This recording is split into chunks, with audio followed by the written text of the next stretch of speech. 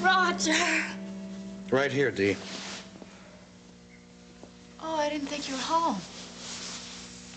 Well, what time is it? I'm due at the hospital. Can't we have a cup of coffee? I'm sorry, but I'm late. Oh.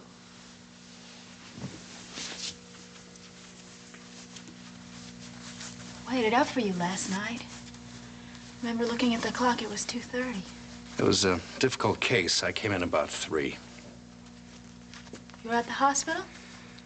Well, where else would I have been? I put the Afghan on you when I came in. You should have woken me. I didn't want to disturb you. Well, I was afraid that you weren't coming home at all. That patient had a very severe spinal injury. What'd you have to do? Take care of it. I mean, what sort of surgery? We had to fuse 2 of the spinal vertebrae. Gee, that sounds terrible. In this case, I'm afraid it is. So all you wanted to do when you came home was go straight to bed? Exactly. Here I was thinking you were with another woman. Well, in a way, I was, Dee. The patient was a woman. You spent half the night taking care of her. That's really something. Well, I spent part of the time in the recovery room waiting for her to come around. Still think that you could have called me? Or woke me up when you got home, Roger. I was really worried. Dee, you knew where I was. Well, you left so early. You went out without dinner, you know, and you were really mad when you left. My being mad had nothing to do with it. Well, you knew how upset I was. Couldn't you have called or had one of the nurses call? Dee, I'm sorry, but I'm really not in the mood for criticism this morning. I'm doing the best I can. Oh, really? Look, I'm once again on my way to the hallowed halls of medicine. Now, you know where I'll be, and I'll try to be home around dinner time. That is, if we have any dinner tonight. Oh, and ice in the bucket. And maybe some fresh flowers. I'll see you later. If I measure up, right?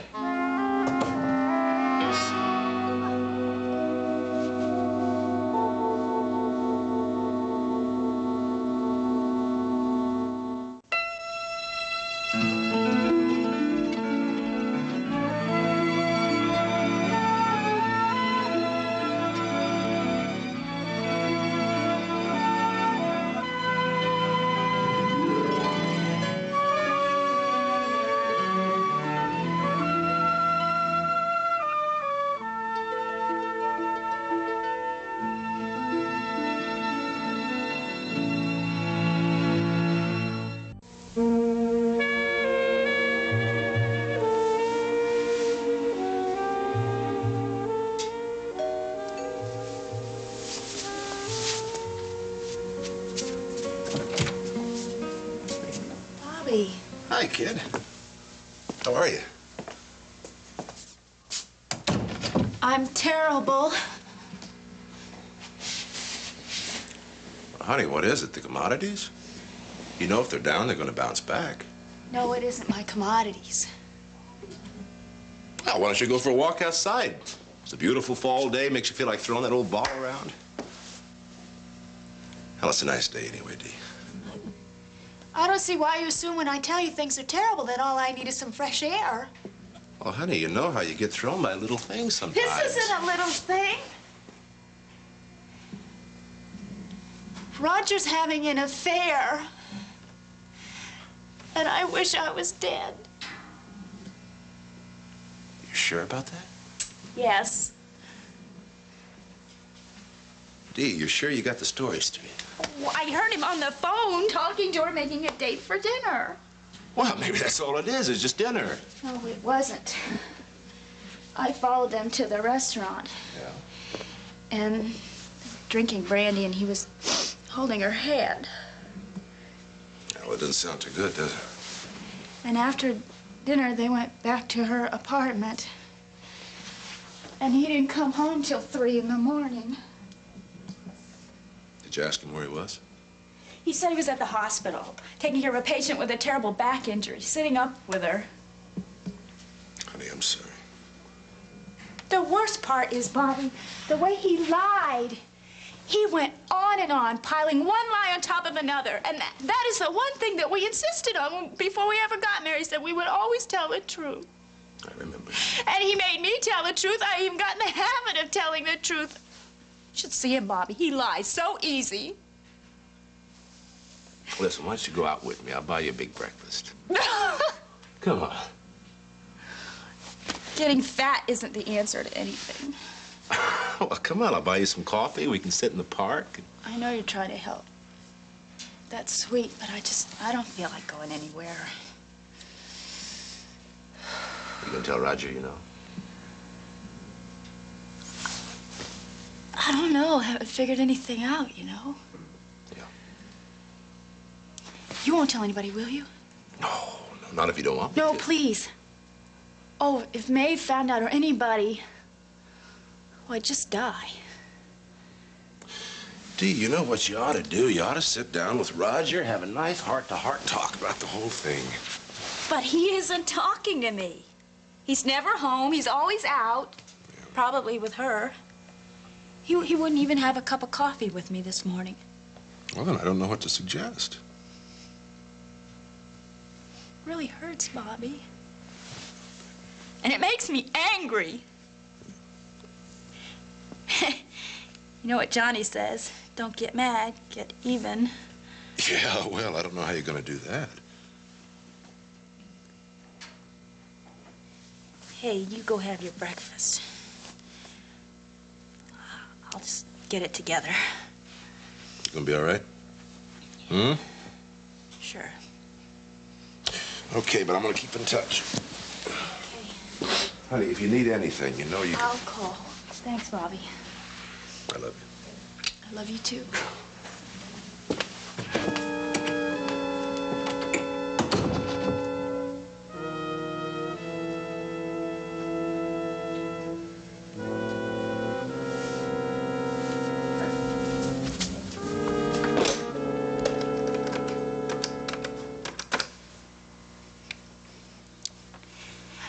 Mr. Fox, please. Yes? Dan, it's Delia. Hello. How are you? How's the ankle? My ankle. Oh, it's much better. It's all better, in fact. Really? Oh, I'll tell you about it when I see you. That sounds promising. Listen, I was feeling a little upset, and I thought maybe a nice talk about how my commodities are going to do much better than coming months that would make me feel better. Oh, I'm sure it would. When do you think to be able to get together? This morning, in about an hour. That's fine. I have to be at the corporate apartment. I'll meet you there in about an hour. Okay. Delia? Yeah. Listen, please, don't be upset about anything. Whatever your problem is, we'll work out a solution. I'll see you in a bit.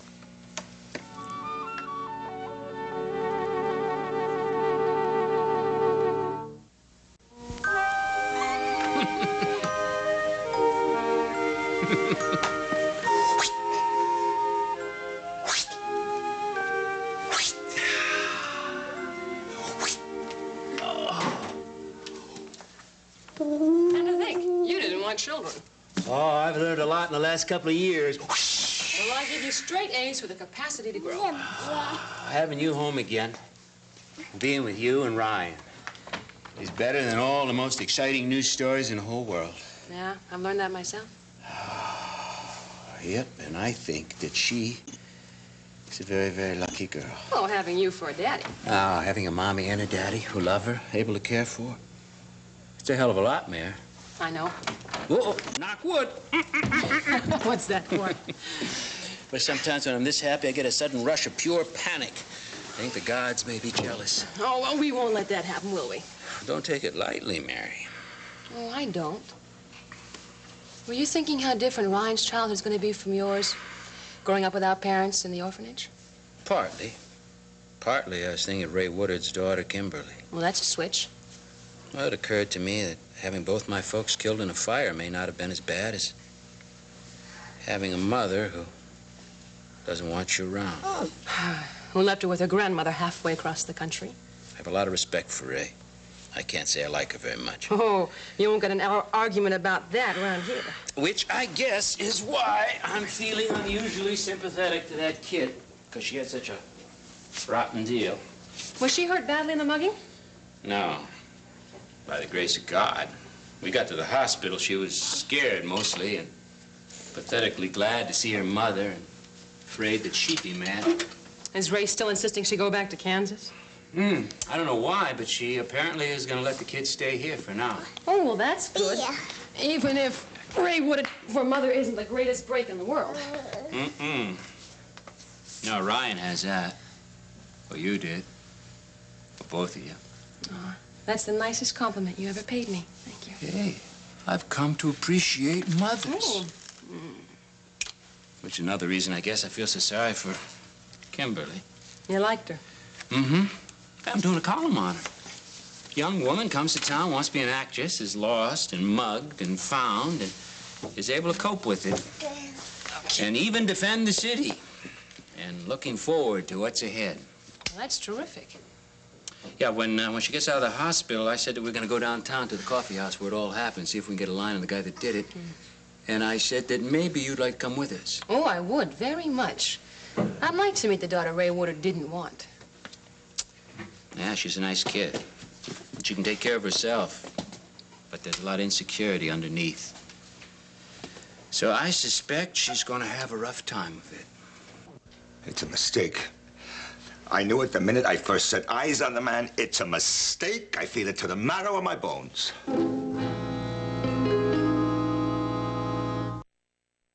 You're being foolish, John. Very foolish indeed. Well, I'm not going to roll over and play dead. No one is asking you to roll over and play dead. What is wanted is a little common sense. Ah, there you have it. Common sense is what's wanted. Sense enough to know you don't let your daughter marry a gangster. We don't know anything of the kind, John. And besides, if we did, what can we do? Look, sweetheart, you do not wash your hands of your children just because they happen to be out of school. I learned a long time ago to let my children make their own decisions. You were the one that taught them to do that. I never taught them to be stupid. Siobhan is a grown woman, John. We've got to respect her judgment. I'll respect her judgment when she shows some signs of having any. Well, she knows Joe better than we do. I mean, Lordy, didn't the man risk his own life to save hers? All right, now, sweetheart, just stop and listen to me. I am not saying that the man is not in love with her. I'm not saying the man is not brave. But after the honeymoon, she's going to have to settle down and become a member of the family of Tizo Novotny. Now, is that the kind of life you want for your daughter? Don't be insulting. You know very well the kind of life I would like for Siobhan. Well, then, why don't you do something? Help me put some sense into her. John, the more you walk up and down in this room, the sooner you're going to determine that girl in one direction or another. Oh, well, I'm not going to shut my mouth. Well, you are if I have anything to say about it. Somebody has to have some judgment and sense in this house. I am not going to be related as an in-law to the man called Tizo Novotny. Please, John, calm down, please. Nothing to be calm about. I'm going to make you some tea. You must know for sure that I'm as worried about Siobhan as you are. Ah, well, that's something anyway. I wish you weren't smoking those things again. Well, if my daughter showed any common sense, maybe I wouldn't have to use these. Oh, darling, am I glad to see you in the nick of time. Siobhan has decided to marry Joe, and your father is out of his mind. Marry Joe? Yeah. When? As soon as possible, they're going to have the first band announced at the church on Sunday. Yeah, right. Well, Dad, I don't see there's much we can do about it. Siobhan certainly has a mind of her own. The man's a gangster, right? Oh, We don't know that. We do know that. His uncle is a member of His the crime uncle family. has a record, yes, an old record, but that doesn't mean Joe is guilty of anything. My situation with NLW Industries certainly looked bad, and I wasn't guilty. But that's not the same thing, Frank. Dad, look, if it were Cass Or even Patrick. I'd say you might have a chance of talking them out of changing their minds, but no one talks Siobhan into anything. You know that. I know she's making a serious mistake. John, you cannot see into the future. Oh, no, but I can make an educated guess, can't I?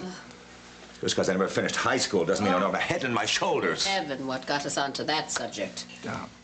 Just cool off now, okay? Because if you go at Siobhan like that, you're only going to make things worse.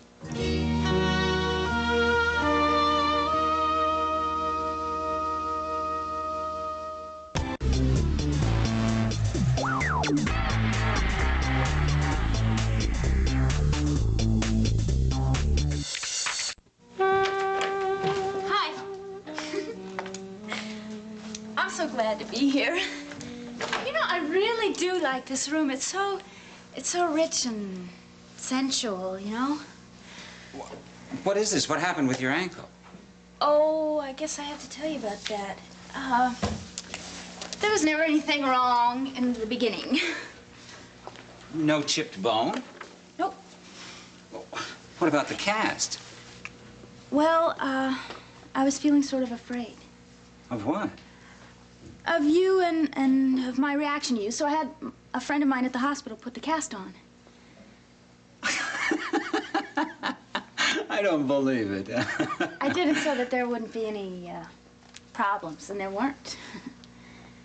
Why don't you have it on now? I guess I realized how silly I was being. And I didn't like lying to you, and I won't do it again, I promise. Well, good. I must say, this is not quite what I had expected. You sounded so depressed on the phone. Oh, well, you know how getting dressed up can make a girl feel better. Do you like it? Who wouldn't? I just wish I had my Fitch. Your what? My fur, it's still in storage. Oh, I don't think I know that fur. Oh, it's beautiful. It's all brown and honey-colored, and it's really soft and warm. What sort of an animal is a Fitch? Well, it's a polecat, but you'd never know it. You should be swathed in white mink. Oh, thank you. Huh? I was planning this to, well, help cheer you up, but evidently it's not necessary, so here's to loveliness.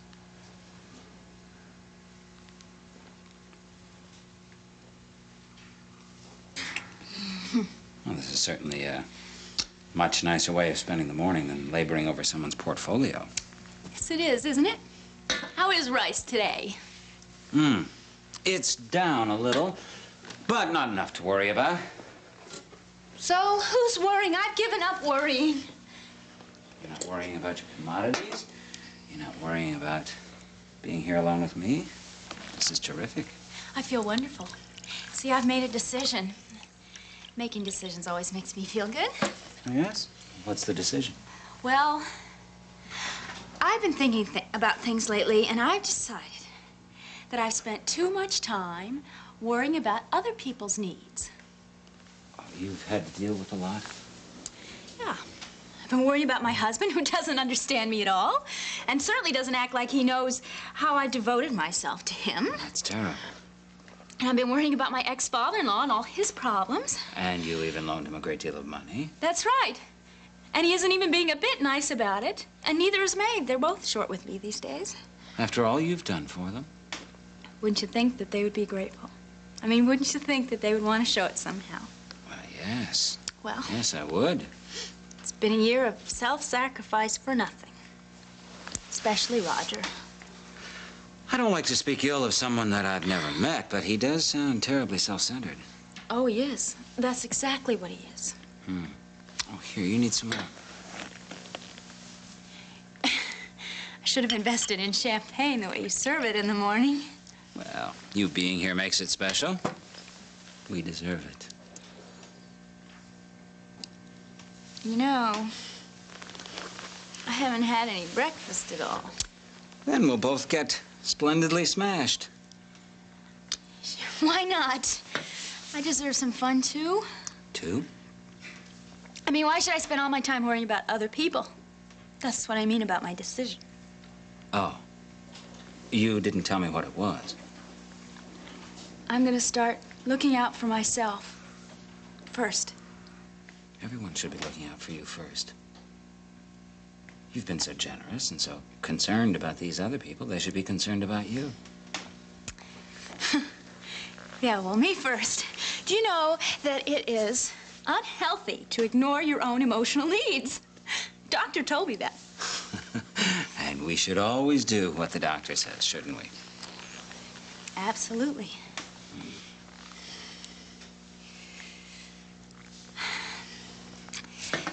Ooh, guess what? What?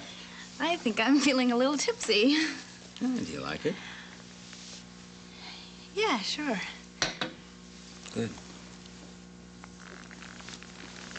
Dan, I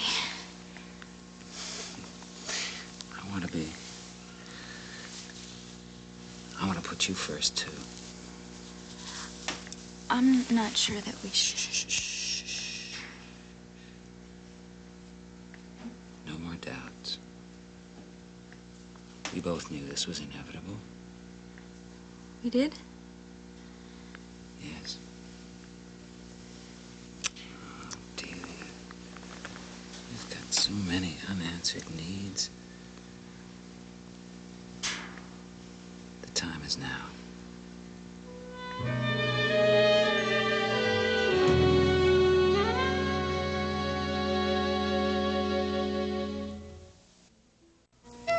What if the perfect guy for you is in LA or DC or New York City? Get ready to take a holiday, a new original reality series, all new tonight at 10 on SoapNet.